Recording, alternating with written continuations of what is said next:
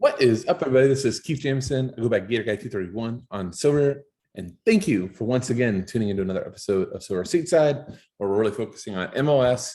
And as we're going to move into more America players. But right now, very MLS based, really trying to give you newer players and players on a budget, some help building their teams. This will eventually branch off into more strategy and just a ton of other topics that I have planned. Just absolutely love Sorare. If you are new to Sorare, feel free to reach out at GatorGuy231 on Discord as the preferred method.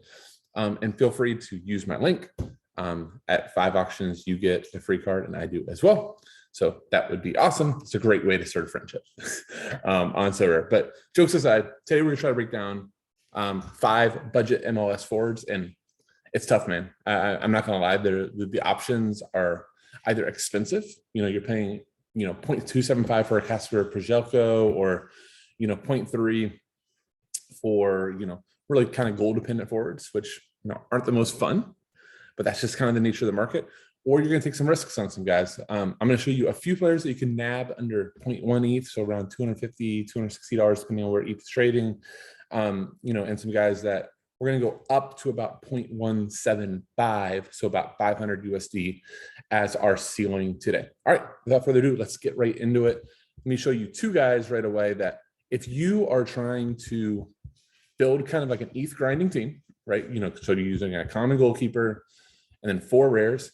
These are the 2 that I would recommend, and you might have to do a little work, but it is Yuya Kobo and it is Russell Tybert. Now, here's why you're gonna have to do some work, all right? And you gotta get your Sorare data notifications on, set some price alerts, and you can snag one of these for under 0.1. Hell, you guys could even get them in their 4 range. So for Kubo, that's like 0.75. For Tybert, that's like 0.6. But here is the trick.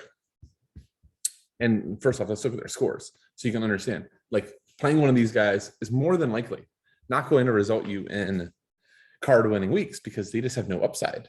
You're really just happy getting 40s with them, which, guess what? You can still pull a card if the rest of your team does great. Just temper the expectations on these guys. I'm not sitting here telling you that, Tybert and Kubo are going to bang in the 80s on the regular. And you look at Tybert as well, his forward card, very little upside, team captain actually. But here is the trick with both these cards, all right?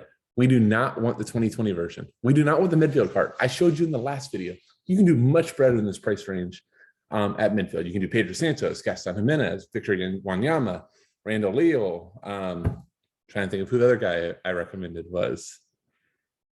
Oh, well, there was one other. Oh, Edison Flores. And the list goes on at midfield. Midfield has loaded. That's why we use 2 midfielders or 2 defenders, because that's where we can save money on our building.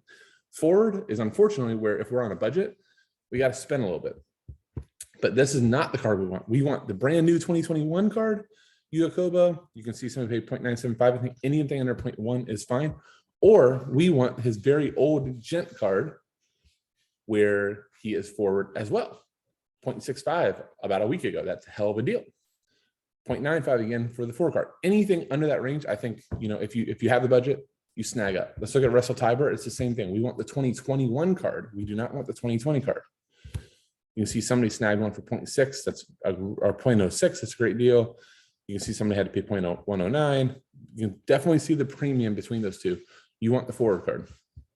All right. If you want a little bit more upside, and it's going to be short-lived, but you can make a little bit of a profit. If he starts out well, it's Jaroslav Niezgoda, DP for Portland. It was just announced yesterday. Felipe Mora is going to miss up to 6 weeks. I can't remember the surgery, but something's not right. Niezgoda, he's a DP, so he's making a big salary. He's going to need to show up. He's really their only recognized striker. He's going to have some really good playmakers going for him. He's got Yumi Chara. He's got Sebastian Blanco. I think Asparilla is likely to be the other starter. So there are some weapons to feed Niezgoda. And right now, you can still get him for 0.15.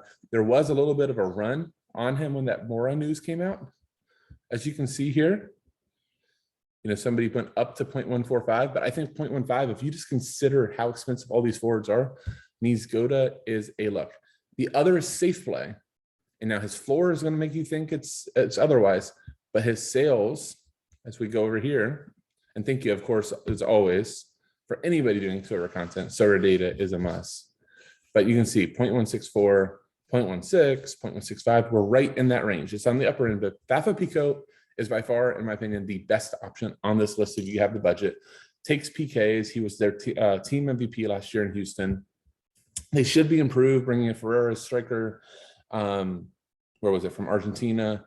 A record signing for them. Darwin Quintero, you would hope, he wouldn't start last game, but is back as a DP, and it can, yeah. Sorry, I just had to, appease the son over there. He's very happy with his breakfast. But Fafa Picault takes PKs, should be a beneficiary of some much better players around him. If you can get him in that 1.175 lower range, I think he's, very much locked and start at the end of the year. He had out of the squad and from the bench, but you can see over and over again, starter most of the season. So that's what we want to see. I don't mind him being the spend up. And finally, as my risky forward play, but I think one that could pay dividends, is Sylvester Vanderwater in Orlando. Super talented guy. You go back to his Dutch League days, just was banging out scores. I believe it was at Hercules. Let's see if I read it. Yeah, at Hercules. Came over. I think he's an allocation player. I don't think he's a full DP, but has a ton of talent. Can take some sets. Very, very active on the wing, and on a good team. There is an option. I don't know if Benji Michel. He's actually also an option here at 0.1. I just think Vanderwater is more talented than Benji. So, take your pick. I think Benji may start the season out, so that's an option as well. But Vanderwater to me is the superior talent. You might have to wait it out a little bit. You might start him and just be getting 25s, and hopefully comes in, gets you like 5 or 6. So he's like 30, 31. Yes, I own a copy because I'm a big fan of Vanderwater here as well. But, that's what we're going to get in this budget range. If you don't want to spend a full 0.1 or, spend up, it's going to be tough. The real option to me is just go ahead and spend up if you can find the funds. Try to lock in some security. North of about 0.2, you really can start doing that. I just want to look up one thing. I do want to look up Benji. Michelle, make sure I clicked the right one. So right here, he's around 0.11. That could definitely be an option for you too. That's one of my peripheral list is other guys that you could look into. Benji Michel looks like he is going to be the starter, but how long will he be the starter? That's a question. Tyler Pasher, not likely to start right now, but I think a ton of talent in Houston. Was banging in goals before he got hurt. We got Michael Barrios under 0.1 as well for Colorado. Diego Rubio is definitely one of their strikers, but that other striker position is very up for debate. Michael Barrios, history in the MLS of being a really good player. It seems like it's either going to be him or Jonathan Lewis, who's only a midfielder and Sorare. But I think Barrios can definitely take that job.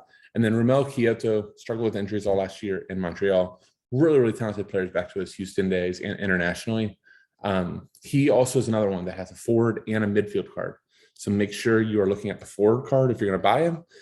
But he's in that 1.12 to 0.14 range. I think he is worth a look as well. All right, that'll do it. Thank you all for watching. I hope that this helps. Good luck on your scouting. It is definitely not the easiest in forwards for MLS, but if you're truly on a budget, just looking to grind some ETH as you build up, Tybert and Kubo are probably the ones that you can get the cheapest and can get some starts. All right. Thank you all so much for watching. With that, I'll say, see you.